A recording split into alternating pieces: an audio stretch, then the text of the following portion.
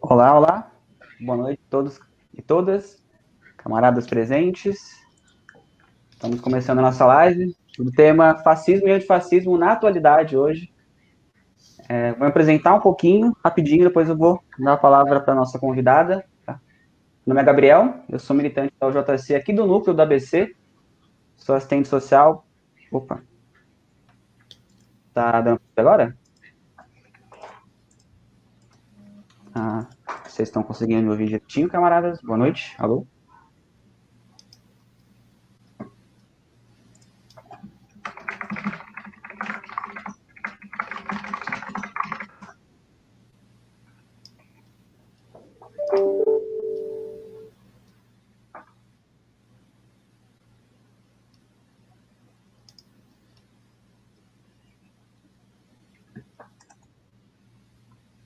Alô, teste, boa noite, boa noite.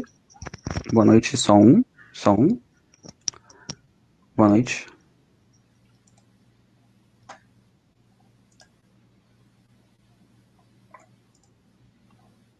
Então tudo bem. Estamos ouvindo, então tudo bem. Boa noite a todos e todas presentes, camaradas.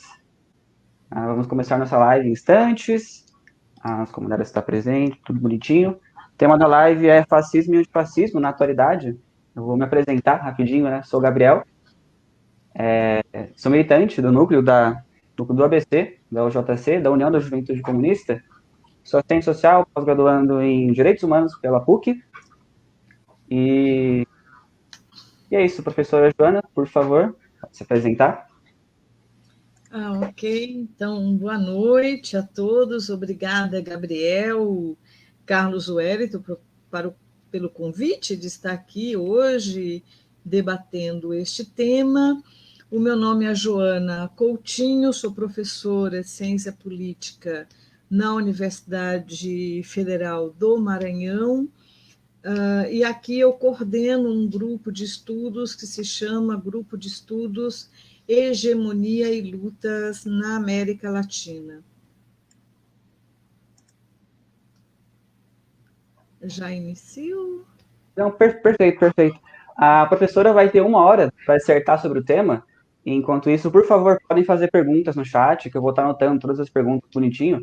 E aí, ao final do tempo, eu faço algumas perguntas para ela e logo eu abro espaço para as perguntas do chat. Então, por favor, professora, pode começar. Vou estar te avisando quando faltar uns 5 minutinhos para acabar o seu tempo, só para você ir dando encaminhamento, tá bom? Ok, Gabriel.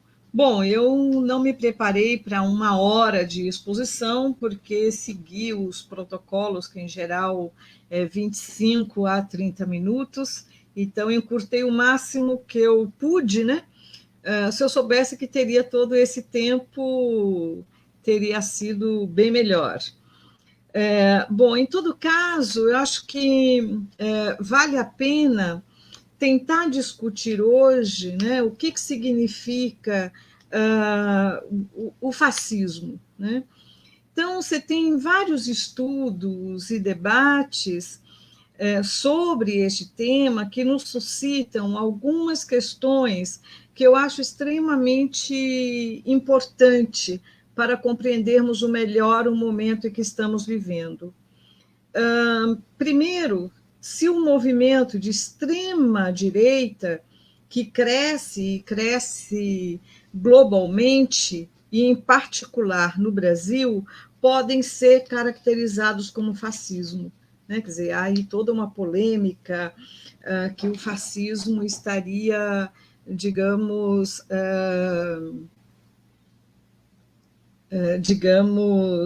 datado, né? Quer dizer, foi um fenômeno histórico que aconteceu em um determinado momento e que ele não poderia se repetir, né? A segunda questão que nos suscita é se podemos pensar o fascismo como uma ideologia, né? E, portanto, como ideologia, uma capacidade para reproduzir, não como uma repetição do passado, mas enquanto recurso político, ideológico em momentos de crise do capitalismo, né? Então, ao tratarmos do fascismo como uma ideologia, faz necessário dizer que o fascismo de hoje ele não guarda todas as semelhanças, quer dizer, alguma semelhança há, né, com os exemplos clássicos do passado, como o caso da Itália, da Alemanha, né, que a sua característica atual ela não é nada nacionalista, né? Quer dizer, aqui já começa uma grande diferença, digamos, com o que foi o fascismo italiano ou fascismo nazifascismo na Alemanha, ou mesmo as outras experiências que falamos menos, mas que também existiram, não é? Portugal de Salazar, a Espanha, né, de Franco. Né? Então, ao pensar isso, quer dizer, o fascismo como ele se apresenta hoje, ele se apresenta como uma característica que ela não é anti-imperialista como foi no passado, muito pelo contrário, né? É o que eu estou chamando aqui, depois não só eu, vários estudiosos apontam para isso, de um fascismo neoliberal, né? Digamos que, como afirma um autor francês, Alain Badiou, é a vitória do capitalismo globalizado, né? Ou seja, ao mesmo tempo em que avança no desmantelamento das políticas sociais, né, que obedece a essa pauta de uma globalização excludente, imperialista, ao mesmo tempo conclama, no nível do discurso interno, um nacionalismo que eu vou chamar aqui, né, com a licença da expressão, de barroco, né? Ele é xenófobo, ele é racista, né? E parece, às vezes, desconectado da realidade. Né? Este autor que eu citei, o Alain Badiou, ele arrisca dizer que estamos numa era em que o fascismo democrático vigora, né? O que parece ser uma contradição incontornável. Se é democrático, como pode ser fascista, né? Se bem que ele utiliza aqui a expressão entre aspas.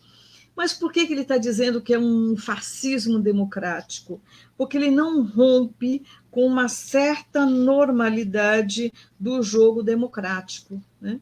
Como as eleições, por exemplo, com uma impressão, com uma imagem que passa que as instituições, né, elas estão funcionando normalmente. Né? Então, ela, mesmo que ela jogue com uma certa irracionalidade, né, ela despoja também essa ideia desse fascismo democrático, né, de uma linguagem que ela é simples, direta, ela pode ser, às vezes, grotesca. Né? Esses elementos que o autor enxerga no Donald Trump nos Estados Unidos e no Brasil, aqui aparece de uma forma mimética, né? Quase que uma imitação literal, né? Na figura do atual presidente do Brasil, Jair Messias Bolsonaro, né? Machista, racista, violento. Não há aqui nenhuma consideração pela lógica e tampouco pela racionalidade. Né?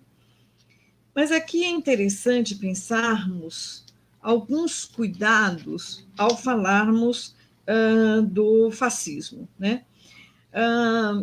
Eu me refiro aqui a uma obra do Florestan Fernandes, em que ele faz uma ressalva, né?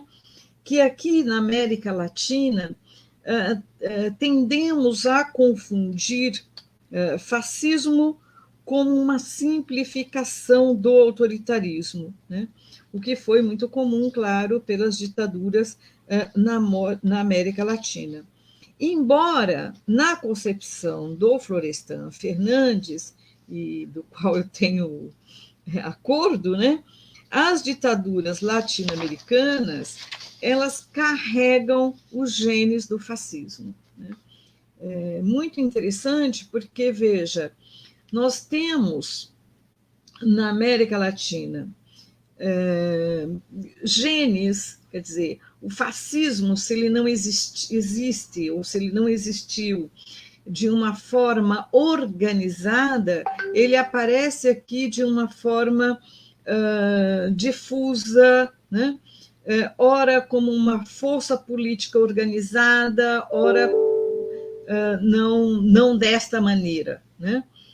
Então, não dá para confundir o que existe desse fascismo como aquele subproduto, ou fruto desse subproduto de estruturas de poder que temos, né, o que tivemos, que o Florestan Fernandes vai chamar de estruturas de poder arcaicas, né, que mesmo com o processo de modernização, e mesmo que modernizando as relações, mantém as estruturas de poder, né, que é um casamento aqui, com as oligarquias, e uma espécie de modernização conservadora, né? Então, você vai ter regimes claramente fascistas na América Latina, foram descritos como autoritários ou como ditaduras funcionais, né? É importante, é quase que um alerta. Imagine que esse texto Florestan Fernandes escreveu em 1971, né? Mas ele traz elementos que eu acho bastante importantes para podermos pensarmos, né, a conjuntura atual, né? Então, veja, o resultado, segundo ele, é que uma forma de fascismo que persiste na América Latina, ele não tem um refinamento ideológico ou tem aí uma menor orquestração de massas, né? Um grande movimento de massas. Ou mesmo, né, sem o aparato sofisticado de comunicação de massas, que se baseia fundamentalmente na monopolização da classe, baseia fundamentalmente na monopolização de classe do poder estatal, né? E em uma modalidade de totalitarismo de classe. Veja, por mais que não percebamos essas relações, elas estão ali presentes, né? É o que o Badiou está chamando hoje de fascismo democrático, mas que o Florestan Fernandes já apontava isso em 1971, né?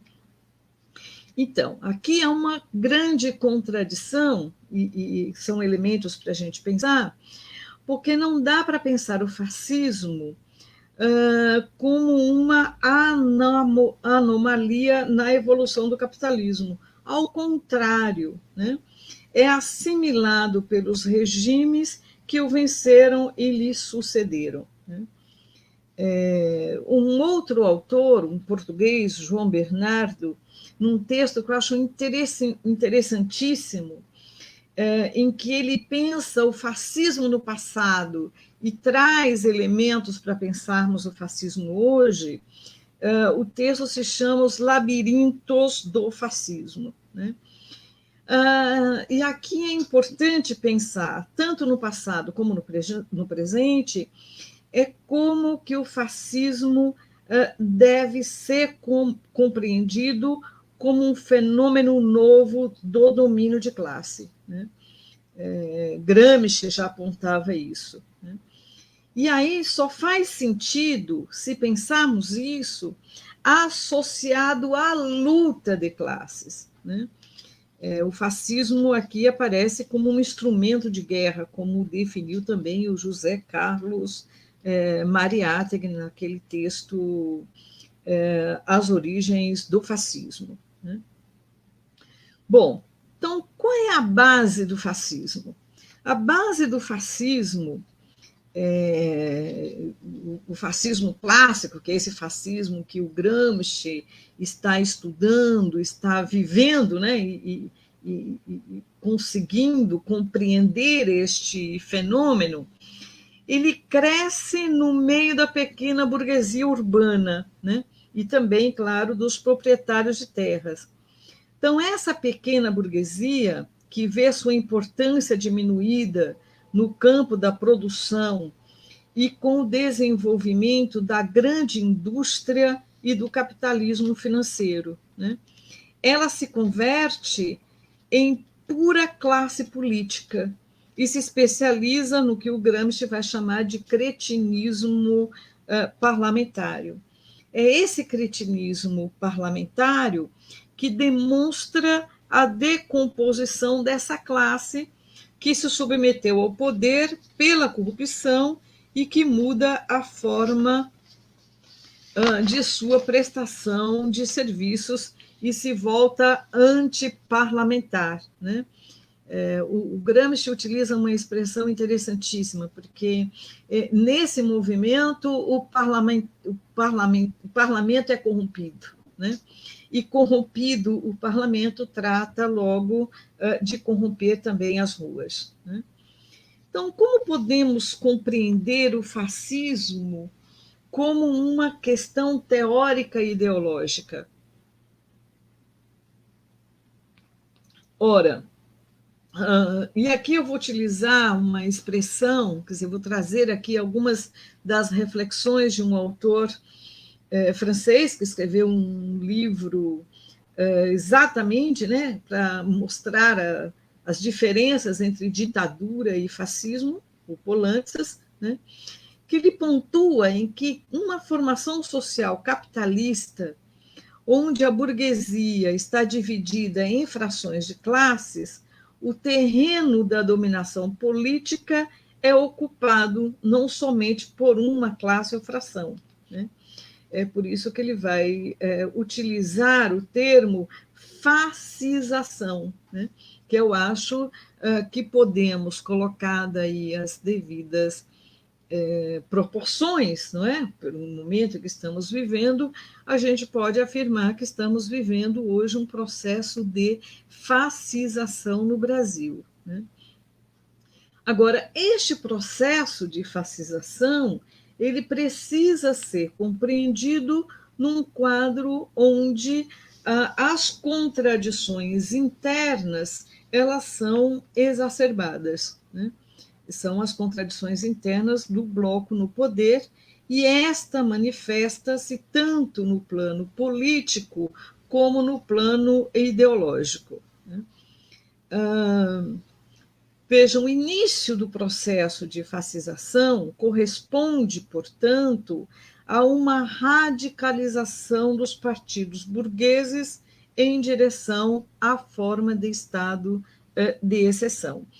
Claro que, ao pensar aqui estados de exceção, temos que pensar como esse estado de exceção ele se configura no século XXI, né? Nessa nova conjuntura.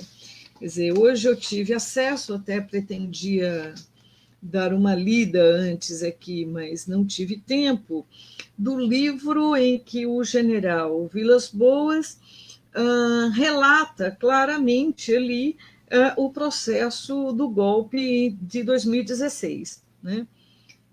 Quer dizer, os fatos estão aí muito claros, né? Agora, a pensar esses estados de exceção é pensar também como a democracia, e a gente volta ao início com o que pensou Badiou ao falar de fascismo democrático, né? ou também do Jacques Rancière, que é o ódio à democracia. Como que a burguesia, classe dominante, quando lhe convém, ela abre mão, né, dessa democracia, mesmo essa democracia formal burguesa, para poder garantir o seu poder. Né? Então, veja, quando Poulantzas fala de uma crise da ideologia dominante, e essa crise da ideologia dominante é que permite a ascensão do fascismo, mas não somente dela, né? Há também uma crise ideológica generalizada que atinge também as massas, né? Quer dizer, quando falamos de ideologia dominante, porque é dominante, isso não significa que não haja um subconjunto de ideologias na sociedade. Né? Então, o processo de fascização ele comporta 4 etapas. Né? Primeiro, a do início ao ponto de irreversibilidade. Né? Não há como voltar atrás. Neste momento, não tem constituído um partido fascista, mas existe uma forma embrionária de grupos armados apoiado por frações da classe dominante. Né? As milícias aí demonstram um pouco isso. Né? O segundo, ao período que vai do ponto de irreversibilidade até o ponto de estabelecimento do fascismo no poder. Né? Terceiro, é o primeiro período do fascismo no poder, que aí ele se instala, né? Instala-se a política do fascismo para o estabelecimento da hegemonia do grande capital monopolista. Né? Consolida-se de maneira dissimulada em comparação às outras classes e frações no poder. Então, o fascismo também ele é obrigado, mesmo contra a sua vontade, a fazer concessões às massas populares. Claro que isso não impede a eliminação da toda a vanguarda, né, das organizações dos trabalhadores, né, e aí vamos para a 4ª etapa, que é o período de estabilização do fascismo. Né. Nessa etapa, a fração do grande capital monopolista estabelece sua hegemonia e chega ao estatuto de classe dirigente, ou seja, a classe dominante ou a fração hegemônica no bloco no poder pode não estar na cena política. É interessante, um outro texto do Florestan Fernandes se chama Apontamentos sobre a Teoria do Autoritarismo. Ele demonstra, neste texto, como nossa formação social levou à constituição de um Estado autocrático e heterogêneo. Isso em 3 etapas. Né? O que ele chama a primeira etapa de etapa democrática, né? Que surge como uma contrapartida necessária de uma oligarquia perfeita. Né? Então, os oponentes reais eles são desqualificados ou neutralizados. A maioria não tem influência concreta e cresce setores que suportam e legitimam a ditadura de classes abertas em seu Estado. Né? A segunda etapa é uma democracia restrita, ou como alguns autores pontuam, né, que é o nosso caso brasileiro, que temos uma democracia de baixa intensidade. Né? E, por fim, a etapa autoritária. Essa etapa aparece como uma conexão inevitável de uma política econômica de linha dura e a incorporação e implantação de um novo padrão de acumulação capitalista. Né? A expansão de grande corporação pública, estrangeira e nacional, que culmina, né, com a transferência de recursos materiais e humanos e a necessidade de criação de uma nova infraestrutura. E, por fim, né, que seria agora a quarta etapa, a terceira etapa, desculpe, a etapa fascista, né, que, nesse caso, nasce da necessidade ultra-repressiva e da institucionalização da opressão, né, de uma forma sistemática. A função principal é a fragmentação do movimento operário e sindical, a neutralização de qualquer protesto popular, né? Esta fase se encontra estrutural e historicamente na contradição entre uma Constituição democrática e os atos institucionais, né? Eu acho muito interessante, porque aqui o Florestan Fernandes ele faz uma distinção clara do fascismo, os genes do fascismo, na nossa estrutura, ou do autoritarismo propriamente dito, né? Então, o fascismo ele pressupõe uma exacerbação do uso autoritário e totalitário da luta de classes e da repressão política por parte do Estado. E aqui ele vai aparecer mais do que o doutrinamento e movimento de massas, né? Por ser essencialmente contra-revolucionário, emprega a guerra civil real ou potencial em dois níveis distintos: contra a democratização, como processo social de mudança estrutural, contra todos os movimentos sociais qualificados como revolucionários, para impedir qualquer ameaça contra a ordem estabelecida.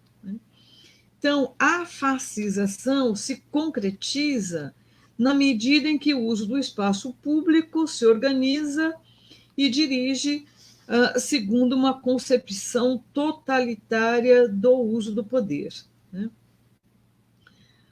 Ora, então é necessário, quando falamos de um processo de fascização e que atinge a sociedade, pensar o fascismo como ideologia, né? Então, aí acho que tem vários autores que nos ajudam a pensar um pouco isso, mas um dos grandes equívocos quando estudamos ou quando pensamos no fascismo e pensamos o fascismo hoje, né? Primeiro que a ideologia fascista ela não é coesa ou homogênea. Ao contrário, ela é formada por elementos heterogêneos. Na palavra de Togliatti, ela é um instrumento criado para manter ligados esses elementos, né? Então, assim como o próprio fascismo não deve ser definitivamente caracterizado, segundo o autor, né, devemos considerá-lo como em desenvolvimento, nunca fixo, nunca como um esquema, um modelo, mas como consequências de uma série de relações econômicas e políticas e os resultantes dos fatores reais de situação econômica da luta das massas. Ou seja, não dá para pensar o fascismo como algo fixo, que ele não sofra mutações e que ele não possa, de alguma forma, se repetir, né? Então, se o fascismo na América Latina ele aparece como uma ideologia difusa, né, e ora como uma força política organizada, não se trata de um produto ou subproduto de estruturas de poder arcaicas. Muito pelo contrário, e aqui eu acho interessantíssimo essa definição do Florestan Fernandes, quando ele aponta como o fascismo é uma força moderna, né? E deve ser lido como um desdobramento da interferência das potências capitalistas hegemônicas com a pretensão de garantir a estabilidade política, né? Então, a relação com o arcaico está em que essa evolução ela coincide com os interesses conservadores, reacionários e contra-revolucionários de burguesias relativamente impotentes, né, que preferem a capitulação política ao imperialismo a lutar por bandeiras clássicas de um nacionalismo burguês e revolucionário. Aqui é interessante que, claro, o que vivemos hoje mostra isso muito claramente, né? Como ele está subjugado aí nessa relação com o imperialismo. Então, por que eu estou dizendo isso? Porque eu estou partindo da premissa, bom, também não sou pioneira nisso, vários autores já fizeram e estão estudando, apontando para essa questão, é que a partir de 2015, no Brasil, se desencadeou um movimento de massas reacionário que abrigou parte da classe média, da pequena burguesia e setores populares, né? Atinge e bastante a classe trabalhadora, né? Principalmente aqueles que, desencantados com o desemprego, encontraram alentos nas igrejas chamadas neopentecostais. Claro que aqui, quando estou falando de igrejas neopentecostais, é importante incluir uma parte da Igreja Católica, né, que vai pelo mesmo rumo, pelo mesmo caminho, que é, né, a renovação carismática. O que tem nesses grupos? Né? É um forte discurso tradicional, conservadores e reacionários. Né? São esses os seguidores do bolsonarismo. Né? Alguns autores aqui, o próprio, bom, são vários, né, vão chamar esse movimento de neofascismo, né, que seria uma espécie de fascismo do século XXI. Claro que, mesmo se voltarmos ao tempo, nós não vamos encontrar tal qual a experiência da Alemanha, ou a experiência do franquismo na Espanha, o salazarismo, desculpe, em Portugal, ou o fascismo, ou o bolsonarismo hoje no Brasil. Né? Claro, todos eles têm características particulares. Eu temo que talvez, ao colocarmos, né, não claramente o momento que estamos vivendo como neofascismo, como protofascismo, desconsideramos o movimento e a potencialidade desse movimento. Né? Bom, alguns autores, o Armando Boito, um professor na Unicamp, ele traz alguns elementos que eu acho importante, né? O que ele chama aqui de as semelhanças desse movimento hoje, no Brasil, com o movimento clássico, com aquele que aconteceu na Itália, enfim, na Alemanha, Portugal, Espanha. Né? Primeiro, há uma mobilização reacionária das camadas intermediárias da sociedade capitalista, classe média, pequenos proprietários, pequena burguesia. Segundo, a tentativa de eliminação da esquerda do processo político no Brasil. Né? Então, trata de eliminar o reformismo burguês com base popular desorganizada.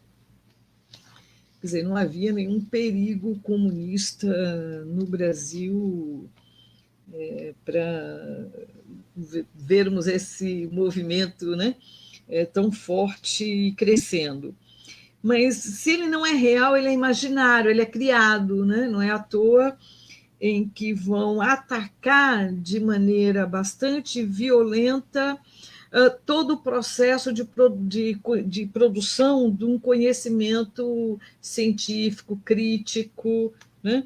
Mesmo dentro das universidades. A ideia de que há uma balbúrdia acontecendo nas universidades e que impera uma leitura marxista do mundo nas universidades é uma criação, né? É quase que uma ficção. A realidade é muito diferente dessa. Ainda uma ideologia conservadora, ou seja, a defesa da família tradicional, né?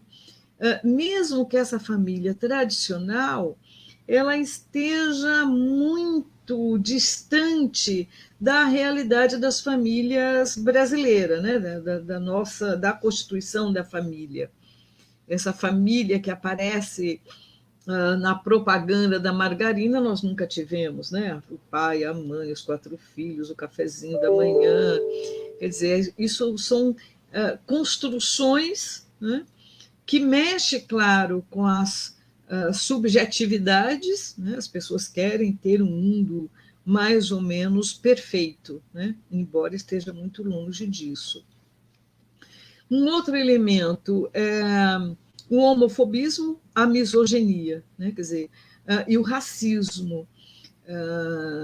Acho que o desprezo aqui e pelo papel que a mulher desempenha na sociedade, na política, há uma tentativa de destruição, né? É como se dissesse que o lugar da mulher é na casa, né? É no interior da casa, ou seja, ela tem que voltar ao espaço privado, não ao espaço público. O anticomunismo explícito, por essas razões todas que já foram ditas. Há um culto à violência e um discurso anticorrupção, embora todos saibamos que a corrupção está ali inserida, né? Quase que, quer dizer, nunca tivemos demonstra tanta corrupção como nesse momento que estamos vivendo, né?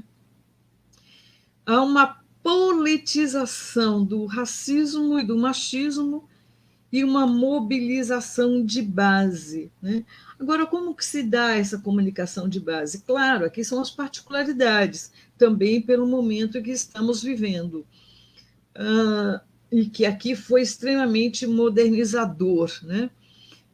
Essa comunicação pelas redes sociais, o Facebook, o WhatsApp. Há também uma politização da religião, né? Principalmente, claro, os neopentecostais e a ala neopentecostal da Igreja Católica. Então, o fascismo brasileiro é um movimento reacionário de massa com predomínio da classe média, que se volta principalmente contra o reformismo burguês com base popular e chega ao poder cooptado pelo capital financeiro internacional. Ou seja, ele é um fascismo neoliberal. Agora, é importante, na minha concepção, não desprezar este movimento, né? E tratá-lo com a devida seriedade, né? Não é só uma organização da extrema-direita, é uma extrema-direita fascista que não tem nenhum problema na eliminação do outro, né? Eu elimino o outro com muita facilidade aqui. Eu digo isso pensando como podemos pensar na luta antifascista, né?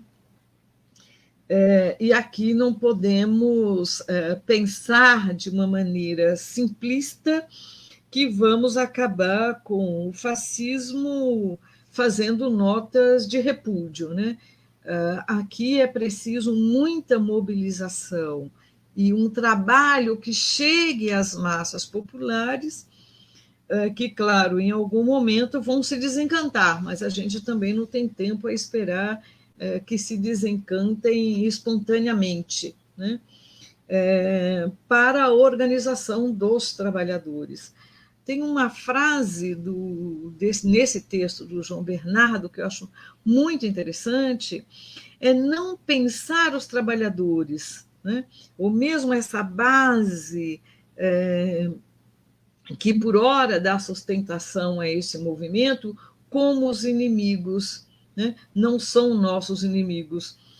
Os nossos inimigos é quem produz, né, esse tipo de relação, é quem produz essa ideologia, ou seja, não tentar culpabilizar as massas por terem entrado neste canto, que nesse caso nem é de sereia, né? Era qualquer possibilidade de sair de um sofrimento provocado, né, pela pobreza, pelo desemprego, enfim. E cabe também algumas questões, né?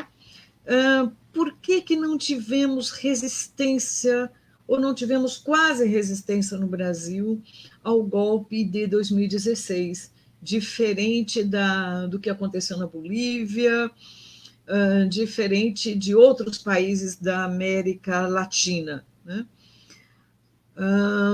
Primeiro, e aí é pensar como que a prática de uma esquerda progressista, sem dúvida, mas que ao governar cometeu alguns erros, né?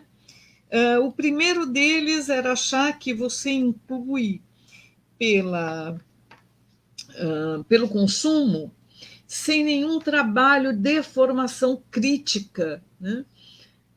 E aí também a culpa não é só do PT, né? Acho que aí é pensar como vencemos ou como podemos nos colocar o desafio de pensar uma formação crítica. Acho que durante os governos do PT, e principalmente nos governos Lula, houve uma expansão universitária incrível, né? Incrível. Eu mesma entrei na universidade como professora um pouco por conta dessa expansão. Acho que teve tantos concursos, não é? Agora, isso sem uma formação crítica, que não é concessão, é direito, né? Aí a coisa acho que muda um pouco de figura. Claro que haveria golpe, né? O golpe, todos nós sabemos onde ele foi tramado e quem participa dele efetivamente, mas a resistência teria sido outra. Eu paro por aqui, estou aberta aí para o debate. Muito obrigada.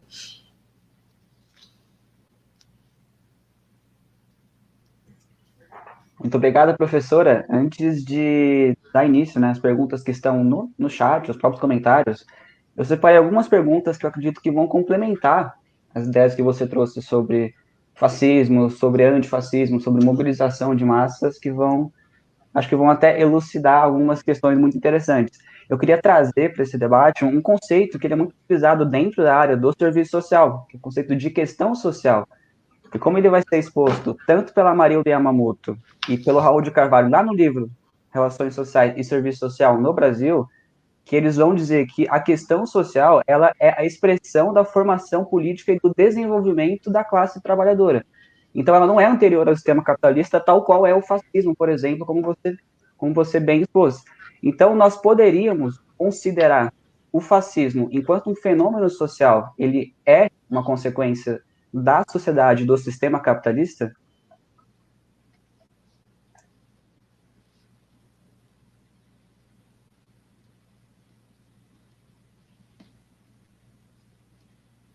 Tu preferes que eu já responda uma por uma ou fazer algumas das que surgiram? Não entendi, Gabriel. Não, eu queria que você respondesse você pode responder a pergunta que eu acabei de fazer. Nós podemos considerar o fascismo como um fenômeno que ele surge como consequência da ascensão do capitalismo em si, como uma questão social, por exemplo, tal qual os conceitos do serviço social? Então, eu não vou falar com muita propriedade do serviço social, né?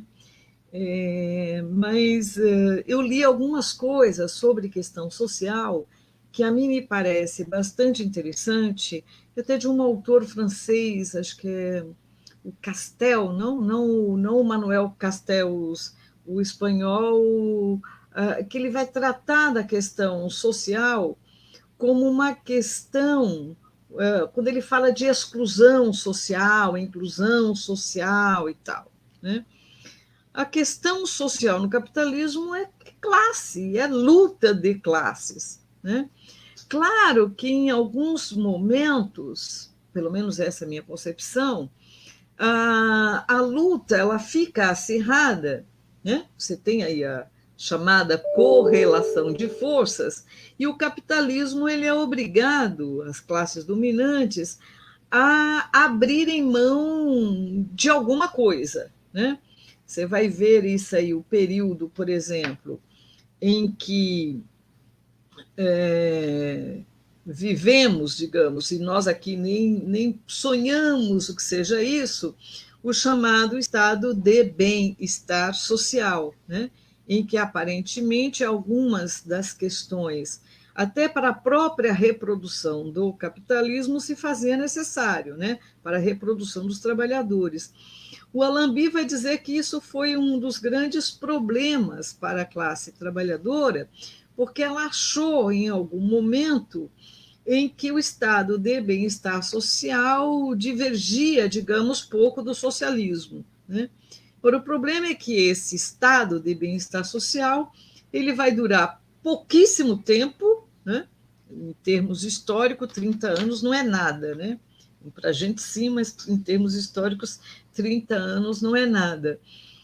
E aquilo que foi conquista deixa de ser, né? Quer dizer, e aí há um processo de desmobilização dos trabalhadores, né? Os sindicatos também entram um pouco aí nessa lógica. Então, para mim, a questão social ela tem que ser tratada ou pensada nesta correlação de forças, né? Quer dizer, e pensar a questão social como produto da luta de classes, né? Sem isso, aí fica difícil, porque o capitalismo ele é um modo de produção que ele é excludente, né? Então, ora ele inclui, ora exclui, porque o que interessa aí é manter ou garantir o seu, digamos, o lucro, né? Garantir o seu padrão de lucro. Então, veja, o fascismo, ele não é algo, e aí eu gosto muito dessa definição, não dá para pensar o fascismo, primeiro, e aí eu acho que, embora eu tenha algum problema e preciso amadurecer isso, com a ideia de um fascismo democrático, né, que é essa ideia que Alain Badiou e outros autores estão pensando, né, que é democrático porque as instituições continuam funcionando. Num primeiro momento, sim, né? Até na Itália e na Alemanha, num primeiro momento, as instituições funcionavam normalmente, né? Mas, embora eu tenha problemas com essa definição de democrático e fascismo, e aí precisa mesmo colocar muitas aspas, né? Quero pensar a democracia numa radicalidade, aí seria outra, não é essa democracia burguesa. O fascismo ele não é estranho ao capitalismo. Ele surge em momentos de crise. Agora, ela é crise política, ela é crise econômica e ideológica, né? O Gramsci vai dizer que é também uma crise de autoridade. Ou seja, a classe dominante ela não consegue mais manter a hegemonia, não é? Se instala a crise de hegemonia na sociedade, porque ela também se traduz numa crise de autoridade, e aí o fascismo encontra um campo, digamos, fértil, né, para seu crescimento, para a sua ascensão. Ele não é estranho. Tem um texto que, bom, não é sobre fascismo, mas eu acho que dialoga um pouco para pensarmos um pouco esse fenômeno e como esse fenômeno hoje é o texto do Aimé Césaire, né? É o discurso sobre o colonialismo. Logo no começo do texto, ele faz uma que a mim me parece forte, né? Duro, dizer, olha, essa forma de eliminação do outro, né? Esse desprezo pela vida que é próprio do fascismo, nós, né, que vivemos no continente africano e também latino-americano, vivemos isso em todo o processo de colonização. Vai assustar e transformar-se num problema quando atinge a Europa, né? Quando atinge aos colonizadores, os próprios, chega no berço, digamos, dos próprios colonizadores. Então, veja, em momentos de crise, usa-se e utiliza, e pode se utilizar de um fenômeno como esse. Não é estranho ao capitalismo. Como o Florestan Fernandes colocou, não vá buscar o fascismo nas estruturas arcaicas. É um processo moderno, né? E como a classe dominante ela pode utilizar deste fenômeno para se garantir no poder, até o momento em que não necessita mais. Aí pode ser desprezado, né? Pode ser descartado. Eu não sei se me fiz entender, Gabriel. Completamente, completamente, professora. Eu vou seguir com uma pergunta que o Pedro fez no chat.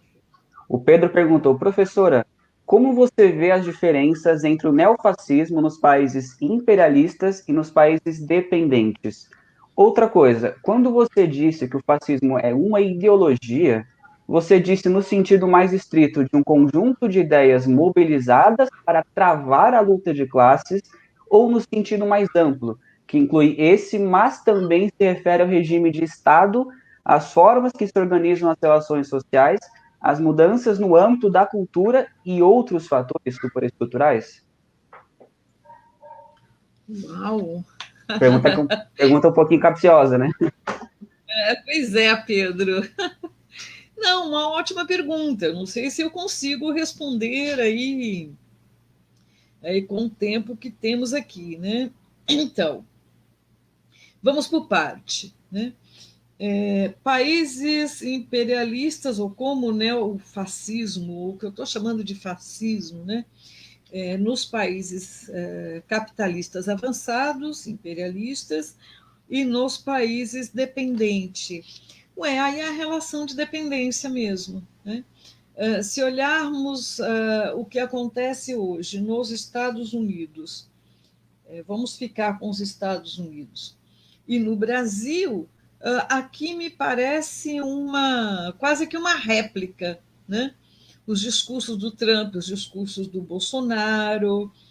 Quer dizer, aqui é o sub, né? Digamos que nesse sentido, se fosse para fazer uma analogia, seria um subfascismo. Eu não gosto muito dessas analogias porque não nos ajuda a compreender o fenômeno. Claro que aqui tem características particulares, né? Singulares, que é lógico tem a ver com toda a nossa formação social, cultural, e a forma como aqui se desenvolve, né?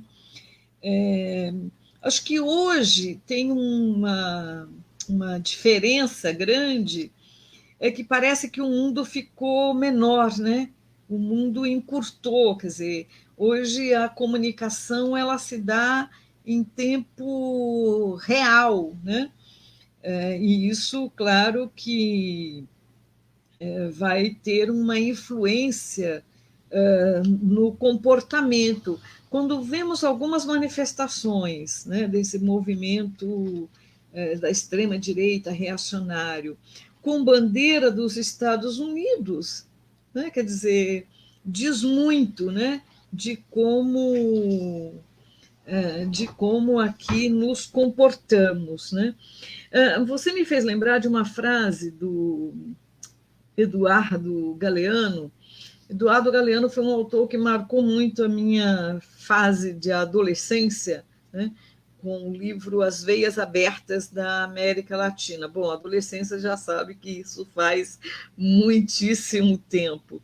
Mas tem uma frase que eu nunca me esqueci, né? Que ele diz o seguinte, que a classe dominante na América Latina, ela é dominante para dentro e dominada para fora, né? Quer dizer, há aqui uma relação de subalternidade muito grande, né? Inclusive nas manifestações fascistas ou neofascistas, como queiram. Quando eu estou falando de ideologia, eu estou falando nos dois sentidos, né? Pensar a ideologia também como, e a ideologia dominante, como quem domina, impera, né? E exerce um papel importante na formação social em que está inserido, né? Então, você vai ter. E eles perceberam isso muito rapidamente, né? Perceberam isso tão rapidamente que vão. A forma de atuação ela é bastante direta, né? Qualquer manifestação de pensamento crítico. E não é à toa que elegem Gramsci, né? Vão chamar todos os movimentos de gramscistas, né? Foi a frase, o termo utilizado. Porque aqui a questão da cultura, né? A reprodução dessa cultura ela é extremamente importante. Então, eu vou criar algo que nem existe, né? Como ideologia de gênero. Acho que ninguém nunca aqui. Eu nunca nem tinha ouvido falar nisso, né? Hoje todo mundo fala aí ideologia de gênero. Fora os Jesus nas goiabeiras, né? Quer dizer, aí aí junta um pouco. Eu não sou psicanalista, mas tem elementos aí para trabalhar. O Reich, né? Qual é o nome do texto dele? Puxa, fugiu agora o título do livro. Que está falando dessa questão, né, de como o fascismo chega nas massas, e como chega e como se introjeta nas massas. E aí, se a gente não pensa, né, de como se cria, ou de como. Ou é mais do que criar, né? Como responder com a formação, e aí é pensar a cultura no seu conjunto, né? A gente não consegue responder a este fenômeno. Eu não sei se me faço entender, né? Mas investir na formação, investir no como eles estão fazendo, na forma de psicologia de massa. Obrigada, Carlos, é isso mesmo. Investir na forma de comunicação, uma comunicação rápida, direta, né? Não tem meandros, não tem preâmbulos, né? Direta. Claro que está, de uma certa forma, cultiva uma certa ignorância. Eu digo certa porque também menosprezar o inimigo, né, dizendo, não, são técnicas de comunicação. E são técnicas de comunicação que são bastante eficientes, né? A educação é super importante para podermos pensar, inclusive, a formas de transformação na sociedade, não é? Qual é a educação que pensamos para os operários, a educação que pensamos para as classes, né? como pensar a educação não pode ser dissociado de perceber e de como atuam as classes sociais nesta sociedade. É muito interessante, porque se pegarmos o começo das manifestações, 2013, 2014, e que foi surpreendente, porque, veja, com todas as questões negativas, o povo votou, por exemplo, uma boa parte, né, votou no governo do PT em 2014. Né? E aí são algumas questões que a gente também precisa pensar e responder. O que mudou tanto que em 2016 vem o golpe e não vem nenhuma reação a este golpe? Mas voltando às manifestações de rua, qual era as bandeiras que mais apareciam nas ruas? Olha, a Dilma é culpada porque agora eu não tenho mais empregada, porque eu não posso viajar, eu não posso pagar os direitos, né, da empregada doméstica. Imagina, eu vou para Paris e posso encontrar o porteiro lá, vai dar tchauzinho para mim. Quer dizer, tudo isso mostra um pouco o quanto, quer dizer, todo esse processo, né? E essa, abre aspas, cultura dessa classe média brasileira, né? Que aí não dá para pensar isso dissociado dessa, bom, um pouco polêmico, né? Mas dessa herança escravocrata que temos, né? Quer dizer, que ainda está impregnado na sociedade. Ora, como é que se faz, como é que se quebra com essa lógica? É com educação, é com formação, com cultura, no sentido aqui geral. Né? Veja, os governos do PT investiram em todos esses elementos, mas como uma concessão do Estado. Né? Isso não veio acompanhado de um processo crítico, né? Em que as classes trabalhadoras, as classes populares estivessem participando efetivamente desse processo. Estava, ao contrário, alijado dele. Né? Bom, não sei se respondo, Pedro, mas foi o que me ocorreu agora. Perfeito, perfeito. Já aproveitando que o papo são as massas, vamos seguir para a pergunta do Demetrius Marx, que ele perguntou se a inação da esquerda de hoje em relação ao governo fascista no Brasil se repete com a mesma inação na Itália e na Alemanha, nos regimes fascistas de Mussolini e Hitler. Eu não sei, Demétrios. Eu tenho a impressão que as questões hoje é pior, né? Quer dizer, eu não sei se dá para dizer que havia uma inação, né, da esquerda na Itália e na Alemanha. Havia uma organização operária, né? Você estava. O perigo do comunismo era um perigo, digamos, real, né? Então, você tinha uma esquerda, digamos, muito mais viva nesse sentido do que a que temos hoje, com todas as crises pelas quais passamos aí nos últimos anos. Né? Quer dizer, a esquerda. Bom, é um pouco polêmico, mas eu vou dizer, né? Quer dizer, você tem uma esquerda liberal, né? E quando você perde o norte da construção de uma sociedade socialista, né, como horizonte à construção dessa sociedade, acontece um pouco isso. O João Bernardo, muito provocadamente, ele é provocativo nesse texto, Os Labirintos do Fascismo, ele vai dizer como que o neoliberalismo chegou nos partidos de esquerda, né? Enquanto ideologia, e mais ainda, como essa Bom, aí é um pouco, mas vai lá. Quem entra na chuva é para se queimar, né? Já dizia lá o presidente do Corinthians. Como que algumas pautas que parecem pautas revolucionárias, né? Elas fazem coro a isso. Ele vai dizer, olha, tem germe desse fascismo nessas pautas, o que ele vai chamar de pautas identitárias, né? Ou meramente identitárias. Eu diria quando essas pautas identitárias elas estão dissociadas da luta de classes.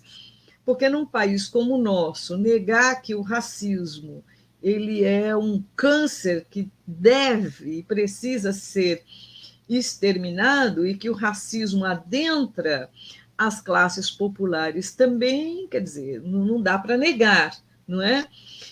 Mas a luta antirracista, se ela não for anticapitalista, não vai resolver muita coisa, né? Quer dizer, as formas de opressão, de humilhação vão continuar a existir e talvez com mais força. Eu não sei se me faço entender, né? Quer dizer, a crise da esquerda ela não pode ser pensada, claro, a esquerda está pensando, quando você faz a pergunta, pensando na esquerda em geral e a esquerda no Brasil, né? Quer dizer, quais são as formas e os elementos que a gente tem para enfrentar um governo fascista como esse? Que força que a esquerda tem neste momento para isso? Né? Sozinha consegue debelar uma força tão poderosa como essa, né? Que quando eu estou chamando de processo de fascistização, eu estou dizendo o seguinte: olha, nós não temos ainda um regime fascista, né? O Estado fascista, ele, pensando naquelas 4 etapas, não estamos vivendo num regime fascista, mas caminhamos para isso, né? Caminhamos para isso. Agora, como fazemos para resistir a isso? É necessário sair um pouco das zonas de conforto, né? Bom, Professora, já aproveitando a sua fala, tem uma pergunta do Carlos Wellington que casa muito bem com esse momento. Ele pergunta quais as referências históricas de luta contra o fascismo seriam ideais para os nossos dias. E a Lilian perguntou se a senhora poderia repetir o nome do autor que fala sobre o neoliberalismo nos partidos de esquerda.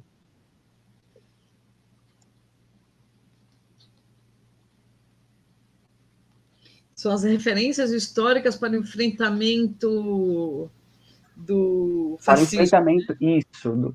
Quais seriam ideais para os nossos dias? Bom, não sei. Os ideais para os nossos dias, eu não sei. Eu acho que a cada momento histórico vem aí os desafios, né? De como enfrentamos a cada momento. O fascismo do passado só foi derrotado com a guerra, né? Só foi derrotado com a guerra. O fascismo hoje, não sei, né? Como é que nós vamos derrotá-lo? O que sei é que é necessário derrotá-lo. E para isso temos que pensar 2 coisas. Primeiro, pensar o que já foi dito aqui, pensar na comunicação com as massas, né? Como é que quebramos com essa ideologia, né? É uma ideologia, ideologia e que se reproduz na sociedade, né? E com consequências gravíssimas em todos os campos. Como vamos enfrentar isso? Acho que esse é o desafio, né? Acho que primeiro é reconhecer que estamos vivendo esse processo. Ao reconhecer e reconhecer que o inimigo tem força, podemos pensar em como derrotar o inimigo. Achar que ele não tem força nenhuma é o maior dos equívocos, né? pode vir mais poderoso do que imaginamos. Espero que não tenha uma guerra, né? Mas espero que consigamos nos organizar, né, os trabalhadores, para poder derrotar o fascismo e construir, né, uma outra possibilidade de vivência societal, né, que o capitalismo já mostra que não tem a menor possibilidade, que é a barbárie, né? Acho que a pandemia nos ensina um pouco isso, né? Bom, não sei, Carlos. Vamos pensando aí juntos como derrotamos, né? Como nos organizamos para derrotar. Professora, quando a senhora comenta que as pautas identitárias, quando apropriadas pela direita, né, dissociadas da luta anticapitalista, elas se viram contra nós, classe trabalhadora, nós poderíamos afirmar que a luta anti-imperialista ela é também antifascista e que lutar contra o imperialismo é também lutar contra o fascismo, ou fazer ou assumir isso é um equívoco? Eu não sei, porque não dá para dissociar, né? Veja, lutar contra o imperialismo não significa lutar contra o capitalismo, né? Então, eu posso ser anti-imperialista, mas ser capitalista. Eu posso ser antirracista e não ser anticapitalista, né? Eu querer uma ascensão. E veja, é justo, é justíssimo, né, que a comunidade negra queira ter acesso no capitalismo, não esperar uma sociedade para ter acesso aí a questões básicas de sobrevivência, né? Ou mais, querer fazer parte da elite. Eu não vejo problema nenhum nisso, né? Mas, ao não ver problema nenhum nisso, é preciso deixar claro de que lado estamos, né? Então, eu posso, em determinado momento, estar junto com grupos que sejam antirracistas, mas a minha pauta, ela não é apenas antirracista, ela é também anticapitalista.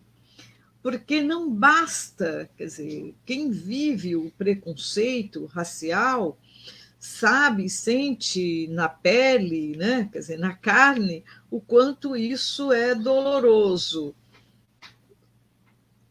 O quanto isso é doloroso. Estou com uma visita aqui de 7 anos, desculpem. Sem problemas.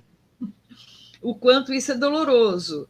Agora, é justo que eu não queira ser morto pela polícia, que a polícia não entre matando nas comunidades, né? Quer dizer, que o mesmo tratamento que tem o menino dos Jardins, penso em São Paulo, tenha o menino que mora na cidade de Tiradentes, né? Ou Itaquera. Agora, isso não quer dizer, né, ao lutar contra o racismo, que ele é importante, que eu esteja dizendo também que este capitalismo ele é próprio produtor do racismo. E ao pensar que ele é produtor do racismo, é que eu tenho que lutar contra o racismo e contra o próprio capitalismo. Eu não sei se me faço entender. Eu não consigo dissociar uma luta da outra. Bom, mas a minha perspectiva é socialista, né, comunista. Então eu penso dessa forma. Agora, que tenha pessoas do movimento negro que não tenha essa concepção, é justo, né? Mas só para delinear e saber claramente em que lugar da luta aí nós nos situamos. Podemos estar juntos num momento e separados em outro, né? Perfeito. Seguindo, tem a pergunta do Diego Cana, que ele pergunta: a questão do armamento de certos segmentos reacionários da população parece algo inevitável a curto ou médio prazo. A esquerda já não deve começar a encarar a necessidade de se armar para fazer frente ao avanço do fascismo? Aí ela me pergunta isso numa live pelo Facebook, né? Quer dizer, Pergunta um pouquinho, né? ué, eu acho que temos que pensar na nossa defesa, né? E como nos preparamos para a nossa defesa. O armamento das milícias está muito claro, né? Muito claro. Já faz algum tempo e agora de uma forma mais organizada, né? Então, claro, temos que pensar na segurança, temos que pensar nas formas de defesa, que elas sejam claras, né, contra todo esse tipo de violência institucionalizada. Não sei se respondo, Diego, né? Não tenho aqui uma, né, como é que vamos. Veja, pensar. Quando falamos na questão da defesa, é pensar os elementos hoje, né? E quais as condições que nos são, os desafios que nos são colocados hoje. Uma coisa era você pensar nos anos 60, 70, numa outra realidade, e outra é pensar hoje com um armamento bélico que tem os países de capitalismo avançado, que se quer, né, destrói aí em dois tempos, né? Quer dizer, quais são as formas de organização hoje que elas são extremamente importantes e necessárias para o combate ao fascismo? Será que é o mesmo método dos anos 20 do que aconteceu no passado, né? Ou talvez os nossos desafios hoje sejam colocados de uma outra. É isso que eu acho importante quando se fala em fascismo democrático, né? Veja, os golpes militares que aconteceram na década de 60 e 70, eles não se repetiram da mesma forma. O golpe de 2016 no Brasil, de 2012, acho, no Paraguai, 2009 em Honduras, eles se deram de formas bastante similares pelo parlamento, né? Você não teve, com exceção do que aconteceu mais recentemente na Bolívia, que foram manifestações de violência mais explícitas, não tivemos manifestações de violência tão explícitas nesses golpes, né? Quer dizer, foram golpes sem tanques militares nas ruas, né? Quer dizer, como pensamos e como podemos pensar a resistência, a resistência hoje, né? São desafios, eu entendo tudo isso como grandes desafios. E o primeiro grande desafio é quebrar a medula, a espinha central do fascismo no Brasil, que está no mundo, mas pensamos primeiro no Brasil, né? É como não permitir que esses grupos organizados, que as milícias tenham tanta força e tanto poder, né? Como podemos tirar um governo tão genocida, né? Não se sente culpado com mais de 230 mil mortes, que, claro, mas uma boa parte delas poderia ter sido evitada, né? Se tivesse uma política clara de saúde. Não tem, quer dizer, a mim me parece quase que um planejamento, é isso mesmo, né? Não atuo para que morra o máximo que se pode em um momento catastrófico como este. Acho que temos muitos desafios pela frente, né? A forma como vamos encará-los vai depender aí da nossa capacidade de pensar, da nossa capacidade de organizar e da nossa capacidade de formar, né? Aí eu acho que a questão cultural alguém que fez, eu esqueci o nome, acho que foi o Pedro, né? Foi o Pedro, foi o Pedro. Como pensar isso, né? Como pensar. Existe uma cultura das classes populares, como nos apropriamos disso, né?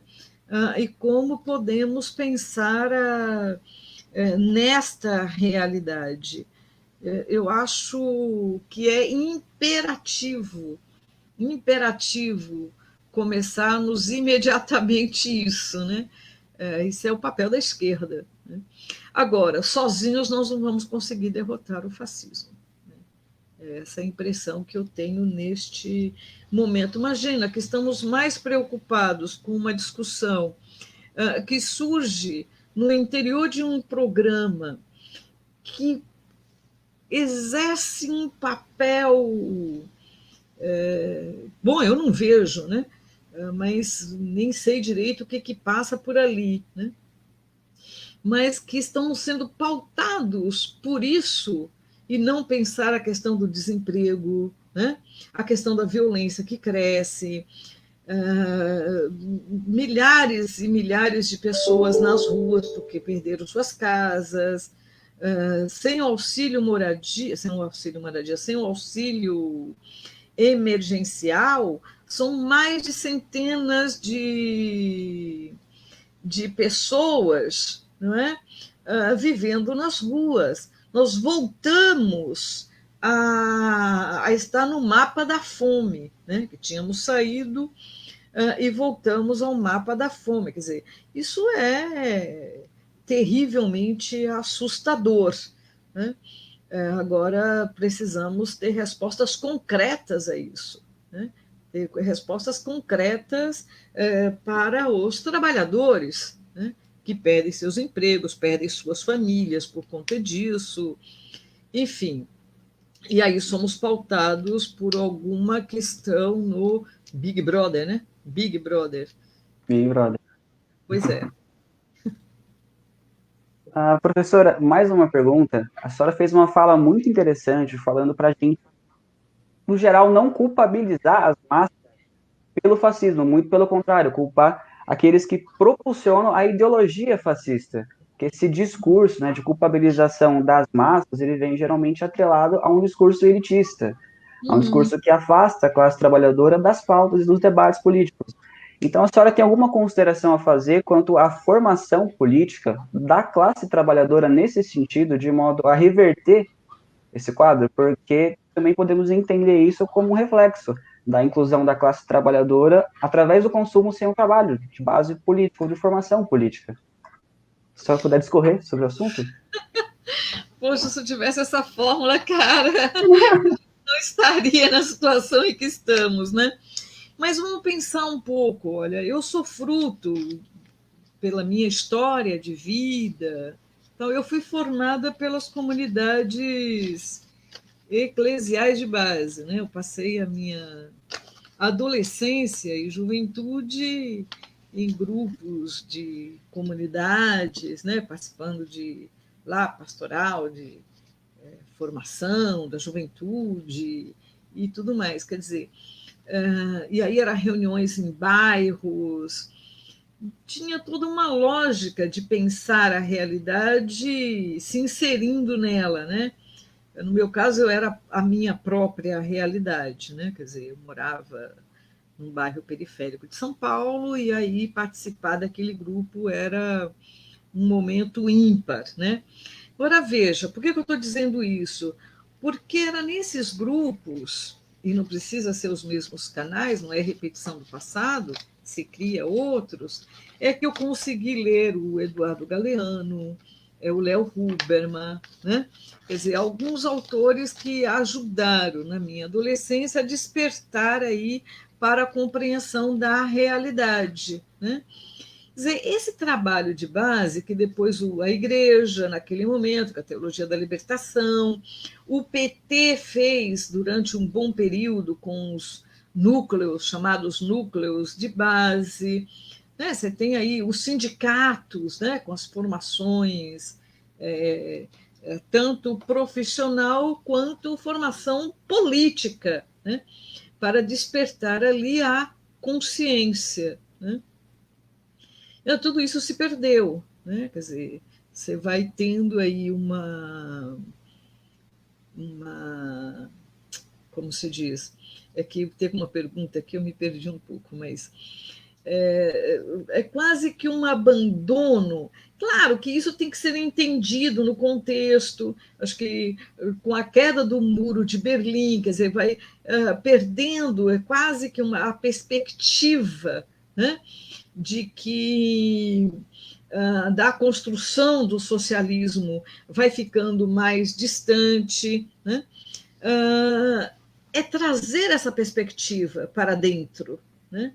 E pensar a sociedade, como essa sociedade funciona e os limites dela. Daí a questão que eu coloco, que a luta antirracista ela tem, no meu entendimento, que passar por uma luta anticapitalista, né? Senão é a repetição, né? Então, veja, dá para fazer formação em vários momentos, né? E tem gente fazendo, claro, só que o trabalho de formação ele é um trabalho lento, né? Como esse trabalho, na verdade, ele foi, como posso dizer aqui sem machucar muito o idioma, né? É como se ele foi um pouco abandonado, né?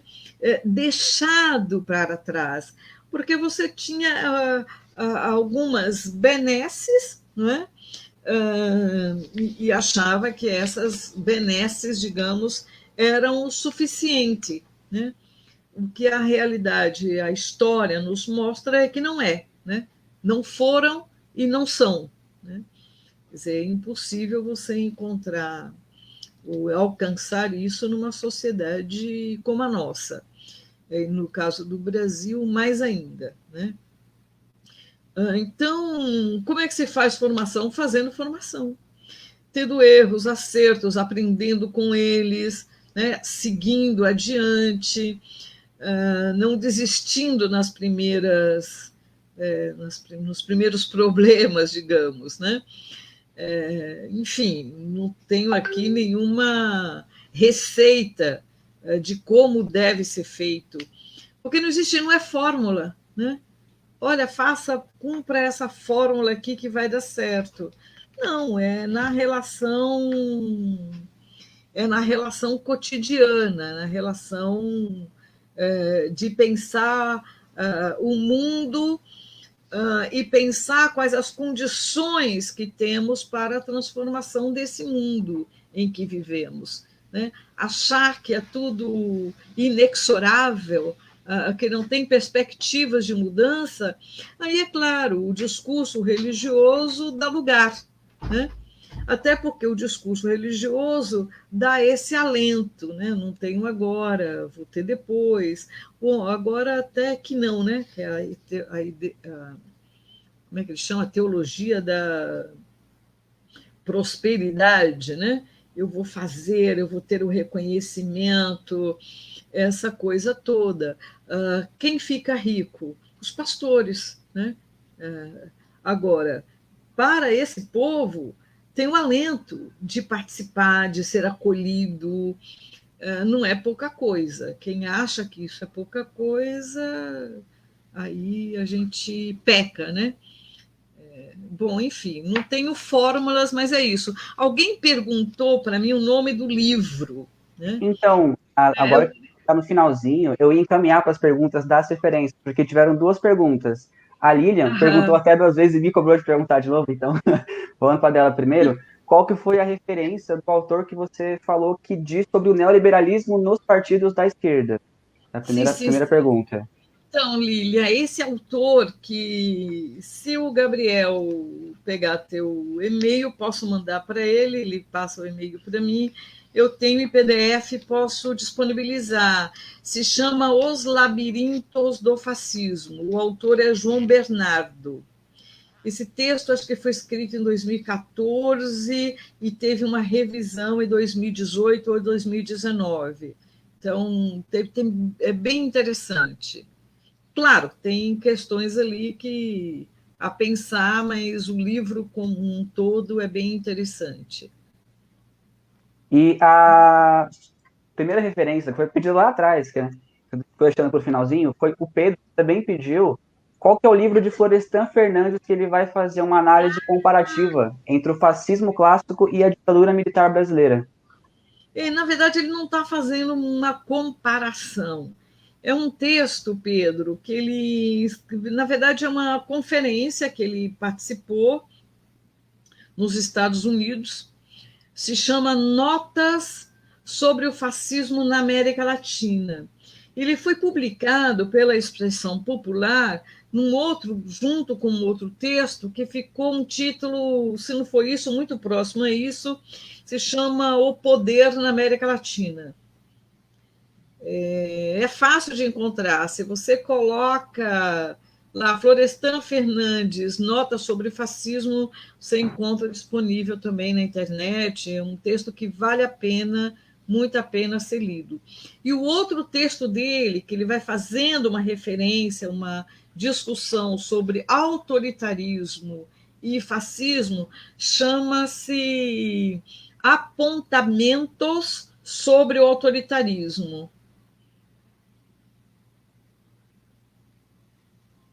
Esses aqui até eu estava notando aqui, porque eu fiquei interessado também. Não, são textos curtos, mas muito densos, muito interessante.